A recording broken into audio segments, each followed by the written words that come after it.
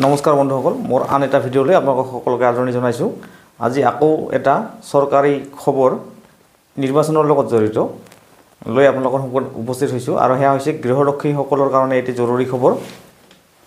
অসম চৰকাৰৰ প্ৰতিৰক্ষা আৰু মহাধিনায়ক গৃহৰক্ষী বাহিনী অসম বেলতলা গুৱাহাটী 28 ইয়াৰ যোগেদি তেওঁলোকে জনাইছে যে যিসকলে গৃহৰক্ষীৰ জোৱান ইলেকশ্যনত ডিউটি কৰিব বিচাৰে, আপোনালোকে জানে যে ইলেকশ্যনত ডিউটি কৰিলে তেওঁলোকক এটা মাননীয় দিয়া হয়। তেওঁলোকক অতি সোনকালে 14/3/2024 তাৰিখৰ ভিতৰত তেওঁলোকৰ নাম, ঠিকনা আৰু মোবাইল নম্বৰসমূহ দিবলৈ জনোৱা হৈছে আৰু সেয়া জমা দিব লাগিব নিজ নিজ গৃহৰক্ষী বাহিনীৰ অধিনায়কৰ কাৰ্যালয়লৈ। আৰু লগতে কোৱা হৈছে যে পৰৱৰ্তী সময়ত গৃহৰক্ষী প্ৰশিক্ষণ প্ৰমাণপত্ৰসমূহ নৱীকৰণৰ বাবে শাৰীৰিক সক্ষমতা আৰু স্বাস্থ্যৰ বাছনিত অৱতীৰ্ণ হ'বলৈ নিৰ্বাচনী কৰ্তব্য পালন কৰা আদেশ পত্ৰ জমা দিয়া গৃহৰক্ষীসকলক অগ্ৰাধিকাৰ দিয়া হ'ব।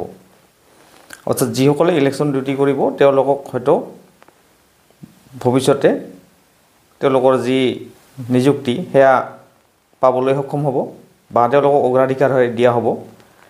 ইয়াৰ উপৰিও যিসকল গৃহৰক্ষী জোৱান স্বেচ্ছাসেৱক বৰ্তমান কৰ্তব্যত মোতায়েন হৈ আছে আৰু অহা 31/3/2024 ভিতৰত তেওঁলোকৰ কৰ্তব্যৰ পৰা অব্যাহতি পাব, সেইসকল গৃহৰক্ষী স্বেচ্ছাসেৱকসকলকো নিৰ্বাচনী কৰ্তব্যৰ বাবে অহা 14/3/2024 অৰ্থাৎ মাৰ্চ মাহৰ 14 তাৰিখৰ ভিতৰত তেওঁলোকৰ গৃহৰক্ষী বাহিনীৰ কাৰ্যালয়ত যোগাযোগ কৰিবলৈ জনোৱা হ'ল।